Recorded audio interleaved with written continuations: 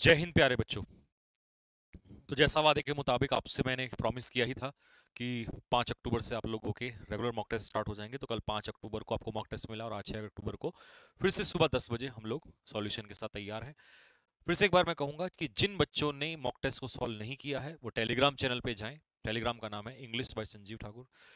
वहां पे आपको सारे मॉक टेस्ट सारी पीडीएफ वहीं पर मिलेंगी और इसको सॉल्व करके आइए और सॉल्यूशन इसके बाद स्टार्ट करिएगा। ठीक है, तो चलिए स्टार्ट करते हैं सॉल्यूशन नए मॉक टेस्ट में। और फिर से क्या रहा स्कोर कमेंट बॉक्स में लिख के मुझे जरूर बताइएगा।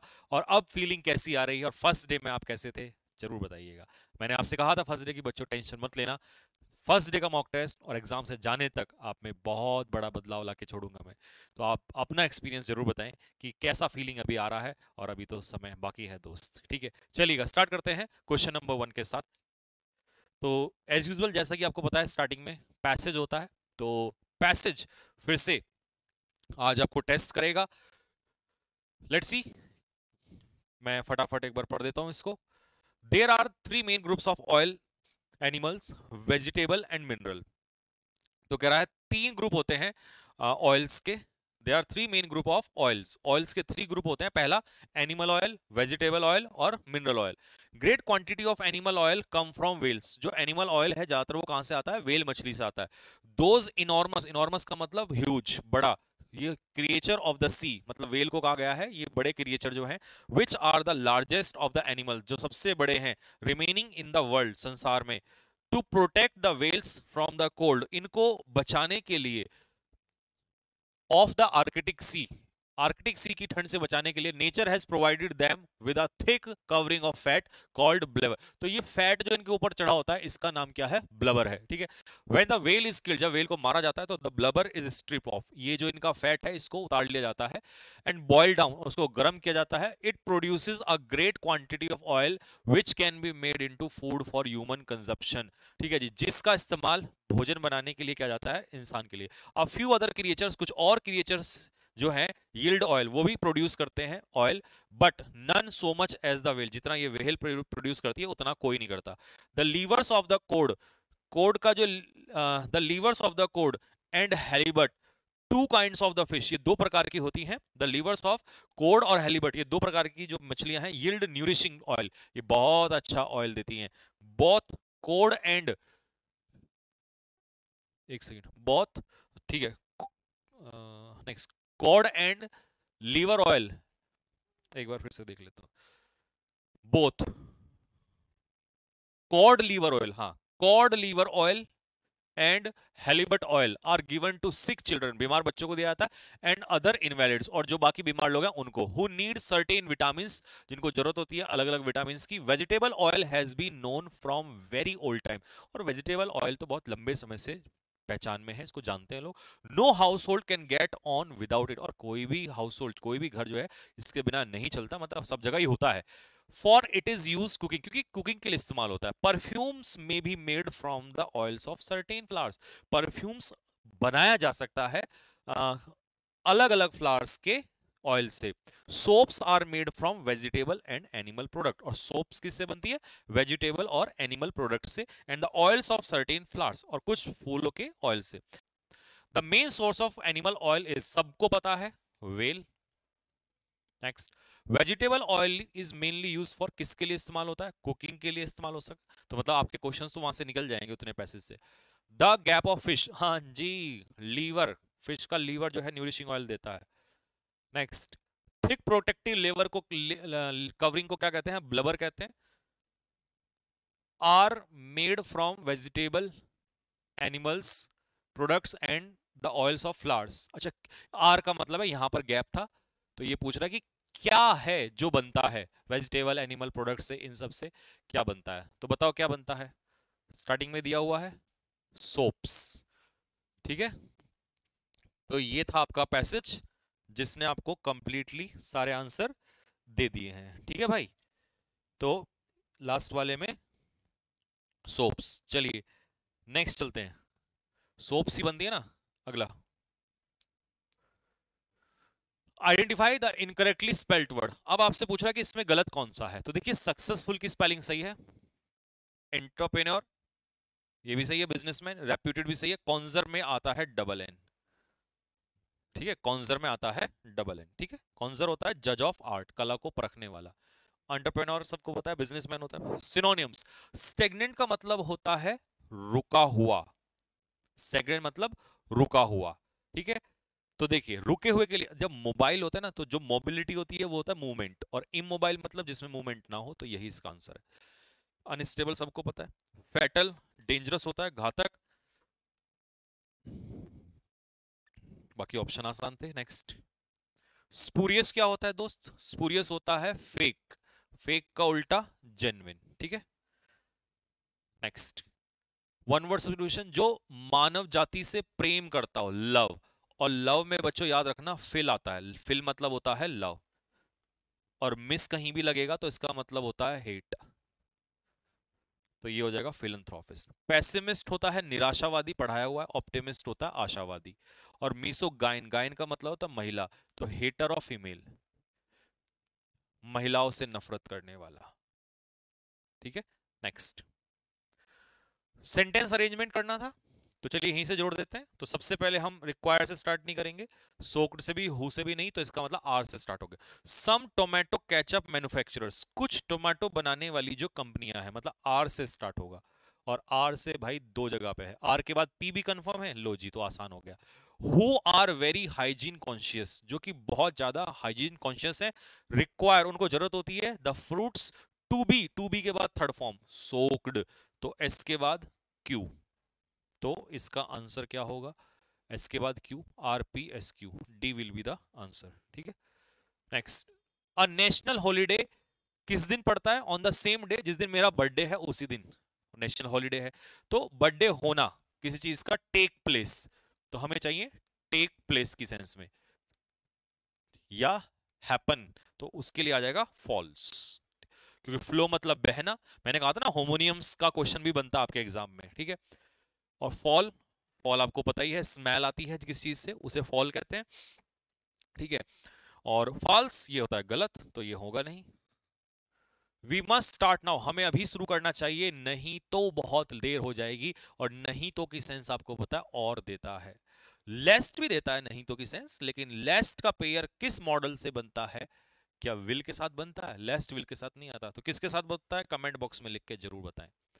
दे have no house to to to what, उनके पास रहने के लिए घर नहीं है, उनके पास रहने के लिए घर नहीं है दोस्त। तो अब सुनिए, इस क्वेश्चन का कॉन्सेप्ट समझाता हूं आपको क्या है। ठीक है, they have no house to gap, ध्यान से सुनना मेरी बात को। अब आपने लगाया होगा टू लिव, चलिए ये बात मान ली आपकी कि हाउस, अगर इतना सेंटेंस होता दे हैव नो हाउस, उनके पास कोई घर नहीं है, सेंटेंस तो यहां तक भी सही था। बट जब किसी नाउन का इन्फिनिटिव से टू प्लस वी वन से पर्पस दिखाया हो कि घर किस चीज के लिए, तो दोस्त उस समय पर आपको प्रेपोजिशन लगानी पड़ेगी।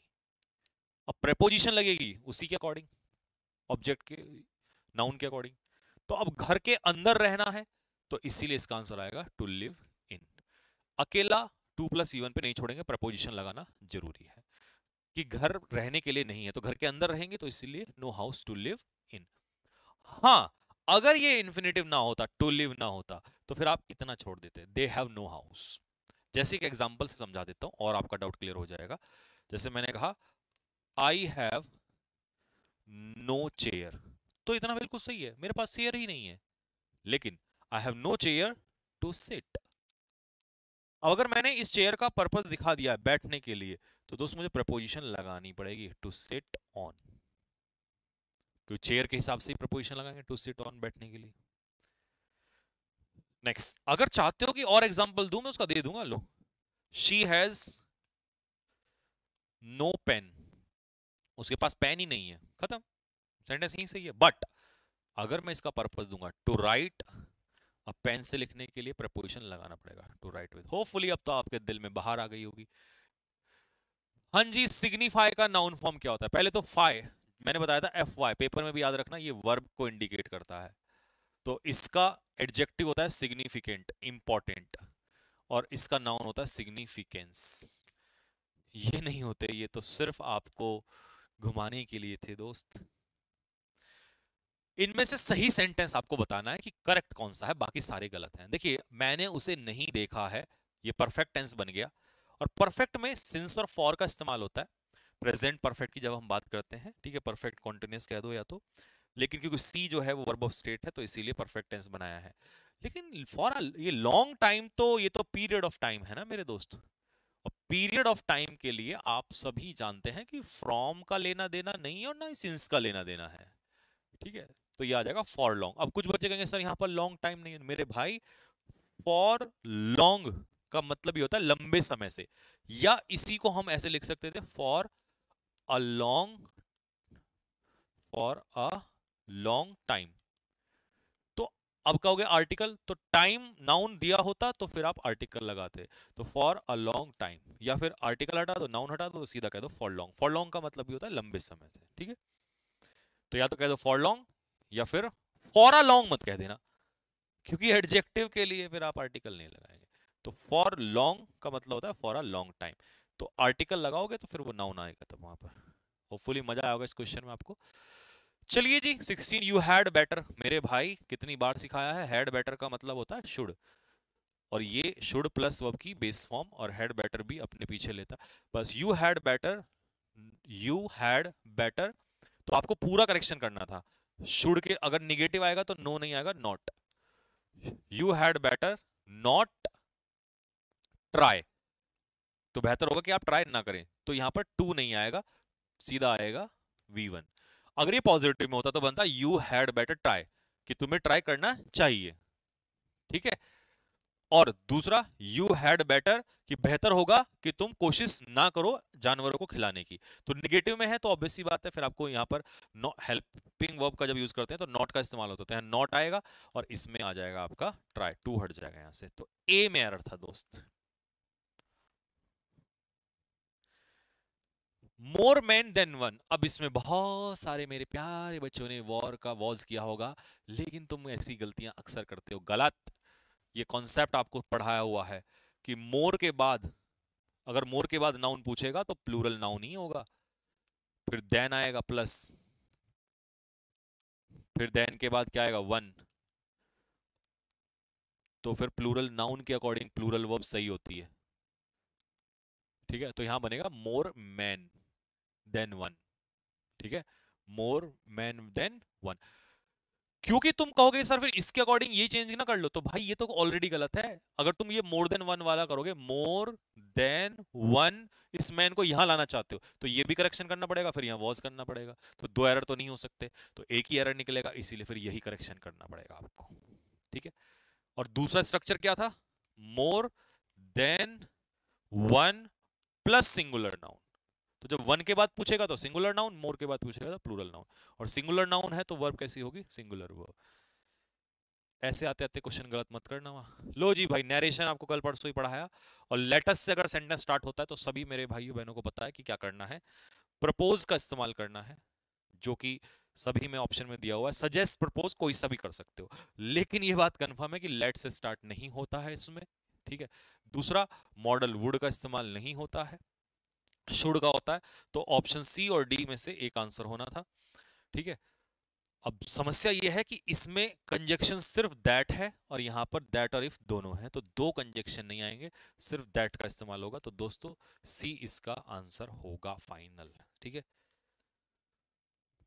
और passive voice, those mangoes smell sweet, तो प्लूरल है, पहली बात तो प्रेजेंट है तो वर्ब नहीं आएगा, और ये तो दूर दूर तक भी स्वीट से स्टार्ट नहीं होगा क्योंकि नाउन जो दिया है उसी से स्टार्ट करते हैं। तो those mangoes are sweet when they are के बाद थर्ड फॉर्म आनी थी स्मेल्ट, तो 20 का आंसर हो जाएगा। टू बरी द हैच, कुल्हाड़ी को दफनाओगे तो ऑब्वियस सी बात है झगड़ा अपने आप ही खत्म हो जाएगा, तो क्या मिस्टेक की, फिर आज से एक दो क्वेश्चन में कहीं मिस्टेक की, मिस्टेक्स कम नहीं हो रही हैं, हो जाएंगी धीरे धीरे। और क्या स्कोर रहा कमेंट बॉक्स में लिखकर जरूर बताइएगा कि क्या स्कोर रहा, ठीक है? क्योंकि अब तो रोजाना मॉक टेस्ट होंगे तो आपको हर दिन अपनी गलतियों से सीखने को मिलेगा, और सारी गलतियां यहीं हो जाएंगी पेपर में, तो फिर आप मुझे पता क्या करके आने वाले हो, ठीक है? तो चलिएगा, बताइएगा कमेंट बॉक्स में कैसा रहा आज का सेशन, और कहाँ गलतियां की और कहाँ से इंप्रूवमेंट हुआ, और कितना किसका स्कोर कहाँ गया इस बार, ठीक है? चलिएगा, मिलेंगे आप लोगों से शाम को, तब तक के लिए जय हिंद।